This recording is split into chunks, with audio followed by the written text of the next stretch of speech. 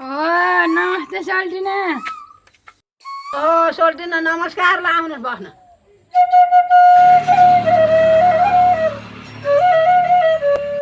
अनि सोल्टिना के छ त नि हाल खबर? सबै ठिक होला के? ठिकै छ, त्यस्तै छ। कस्तो त्यस्तै भन्नुहुन्छ र? छोराको खबर ठिकै होला के विदेशमा? खोइ गएदेखि नि एउटा फोन पनि छैन, केही खबर पनि छैन। के ठिक भन्ने हो र सन्चो नभएर हो कि के हो गएको 6 महिना भयो आएन फोन। जाँदा भर्खरै कहाँ फोन आउँछ त नि? समय छैन, अब काममा लाग्यो होला नि, मोबाइल छैन होला। मेरो बाबुले 2-3 महिनापछि बल्ल फोन गरेको आत्तिएर हुन्छ र जाँदा कहाँ फोन गरेर भ्याउँछ अन्त? नजा भन्दा अन्दी गयो। साउले मलाई आएर थर्कायो, मलाई थाहै छैन यसले पैसा लिएर गएको छ। के गर्ने मैले? ऋण खोजेर गएका हुन् र बाबु? ऋण खोजेर गएको छ, मलाई थाहा छैन। आएर उसले थर्काउँदाखेरि म त थाहा पाइनँ। मैले त भन्यो होइन भने कि मलाई थाहै थिएन। गयो, मैले नजा भने थिएँ के अरे, त्यही भएर गएछ मलाई थाहा नदिइकन। कस्तो साहु होइन नि त, ऋण त जसले पनि त हालिदिन्छन्। दिएको समयसम्म त पर्खिनुपर्छ। घरै खाली गऱ्यो भने यति बुढी मान्छेलाई आएर थर्काउने। हेर रोएर रुन पो थाल्नु, रुने नि त्यस्तै त नरुनु। मन बुझाउनु पर्छ। सबैको गाउँको संसारको छोरा हेरेर राजोर निन लाग्दैन, चिन्ता लाग्छ, त्यहाँबाट रुन मन लाग्छ, आँसु खस्छन्, बोल्ने मान्छे छैनन्, त्यस्तै त हो नि। त्यस्तो भनेर कहाँ हुन्छ सोल्टिना? यस्तै रोइहाल्ने, त्यति सानो मन गराउने। ऋण खोजेर गएर चाहिँ ऋण पनि तिर्नै पर्यो। भोलिपछि पैसा आउँछन्, फोन आउँछ, खबर आउँछ। अहिले दिन वर्ष पुगेपछि मान्छे आउँछन्, मन त ठुलो बनाउनु पर्छ क्या। नरुनु, रुँदैन। हुन त हो गएर सोल्टिना, यो मनले मान्दैन, त्यसो भन्दैन। आँसु मात्रै आउँछन्, मनमा कुरा खेल्छन्, चिन्ता पर्छ, त्यस्तै त हो नि। ल हिँड्नु भित्र जाऊँ।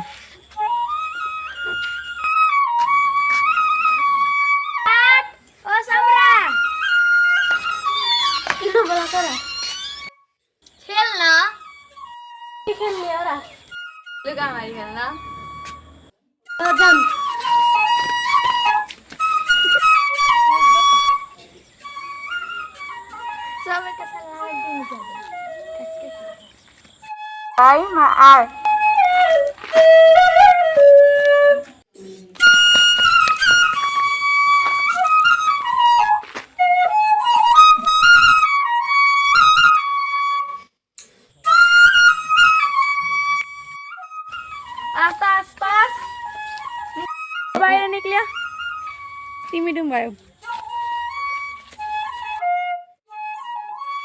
अब तिमी डुम है, हामीले त्यो हामीलाई आबै खोज्न। जाऊ त तिमीहरू लुक्न, मैले 1 मिनेटमा भेट्टाइहाल्छु नि तिमीहरूलाई। 1 2 3 4 5 6 7 8 9 10 म आइ आइछ नि यिनीहरू। अब त उतै जान पर्यो।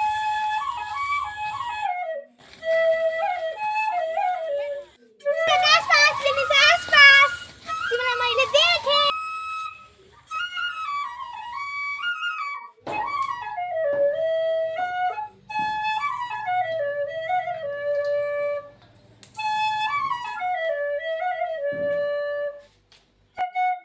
ए गीता, फोन गर्छ एकखेर छोरालाई। उसले नगरे नि हामी त गर्नु पर्यो नि। उठाउँछ कि? फोन गरेको त छुने आमा, जति गरे पनि उठाउनु लाग्दैन। त्यस्तो भनेर त भएन के अरे। साउले यहाँ थर्काउन आउँछ, हानी गरी त उठ नि एकखेर गरे त छुने आमा, अहिले भर्खरै पनि गरेको लाग्दैन त मैले के गरौँ?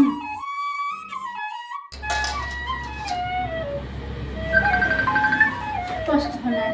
ए छोराको फोन आएछ। ए हो र? नाम्नी दले फोन आएछ।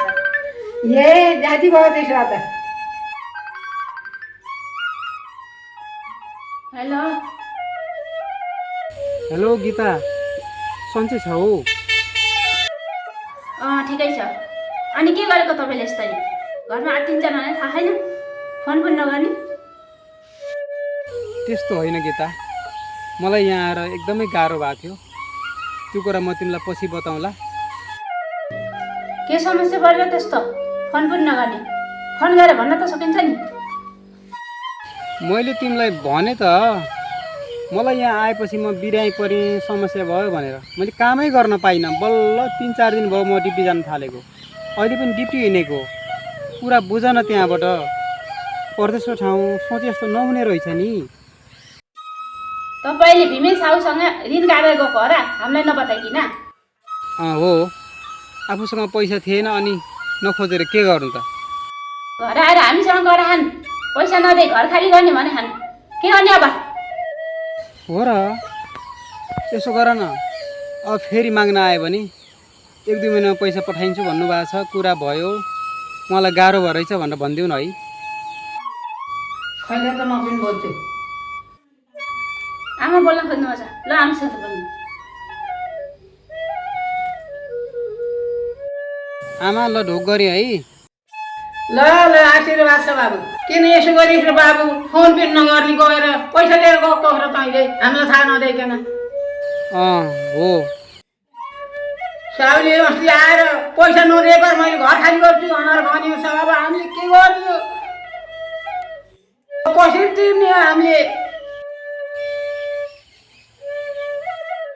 के समस्या परेको थियो र बाबु तँलाई यत्रो महिनासम्म पनि फोन नगर्ने? हो आमा, समस्या परेको थियो, के गर्नु? त्यही भएर म तपाईँहरूसँग कुरा गर्ने पाइनँ, पैसा पनि पठाउन पाइनँ। अब 1-2 महिनामा मैले जसरी नै पठाइन्छु। मैले गीतालाई पनि भनिसकेको छु। हुन्छ आमा, केही पिर नमान्नु होला है आमा।